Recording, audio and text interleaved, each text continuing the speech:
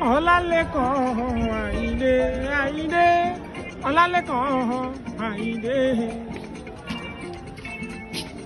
Happy birthday Abere Oro mi. Abere Oro TV mo kí dáadáa.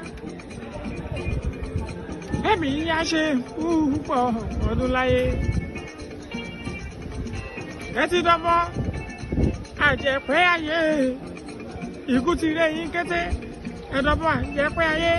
Àrùn ti yé yín kété. Ẹ̀dọ́mọ̀ ọ̀hún àjẹpẹ́ ayé. CEO Abere Oro TV. Ọbẹ̀ nínú TikTok Ayinde ní Facebook Abere Oro TV gbọ̀ngàn lọ́njẹ́. Ọmọ ìwọ olódùn wọn bá mi ọmọ tẹ́ni bọ́lá ọmọ tẹ́ ẹ̀ níbọ̀ rẹ̀. Ìlú Ìwọ́rọ̀ nílẹ̀kùn wọn ní kọ́kọ́rọ́. Owó ńláńlá ẹ̀rẹ́bẹ́bẹ́. Mọ̀ tó pọ̀ tó mi dọ́lọ́. Ọlálékan Ayinde. Èmi yá ṣe púpọ̀ ọdún láyé. Abere Oro TV mi. Ọmọ ọlọ́jọ́ bí. Ọlálékan Ayinde Adémi ọlọ́jọ́ bí.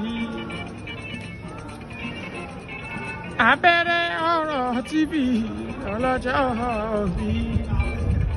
Ọmọ Ìwó lódò wọ́n bá ọlọ́jọ́ bí. Bàbá tèmi Ayinde. Ọlálékan Ayinde Ayinde Ọlálékan Ayinde. Happy birthday Abere Oro mi. Abere Oro TV mo kí dáadáa. Èmi á ṣe púpọ̀ ọdún láyé. Kẹ́tí dọ́bọ́ àjẹpẹ́ ayé. Ikú ti ré yín kété. Ẹ̀dọ́bọ̀ àjẹpẹ́ ayé. Àrùn ti yé yín kété. Ẹ̀dọ́mọ̀ ọ̀hún àjẹpẹ́ ayé.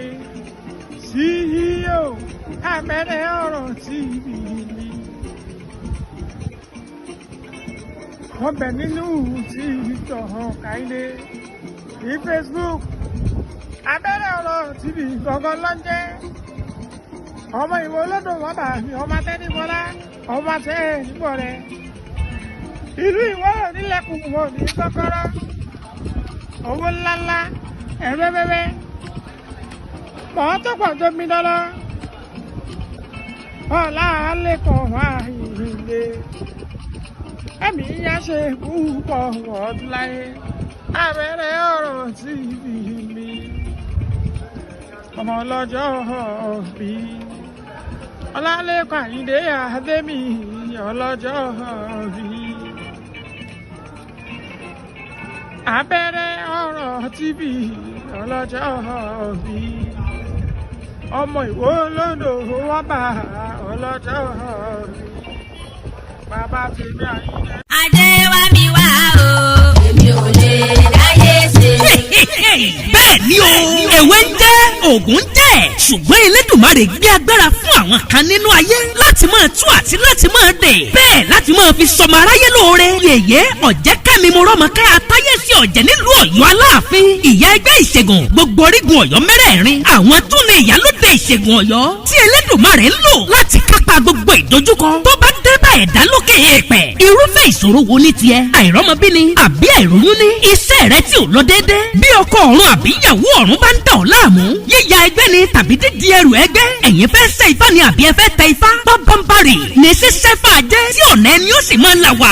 Mọ́ rájẹ́ jẹun. Bí o bá kẹ́fì pé ọmọ omi ní ọ́ tàbí ọmọ rẹ. Wá ṣe Ọ̀ṣun gbé kòkò kalẹ̀ yóò sì ọ́ láǹfààní púpọ̀. Bí ìwọ bá ní ìbálòpọ̀ lójú oorun, bóyá ìrọwọ́mú ló ń ṣèwọ ni. Èyíkéyìí ìṣòro yòówù tó lè mọ́ bọ́ fẹ́ra lókè èèpẹ̀.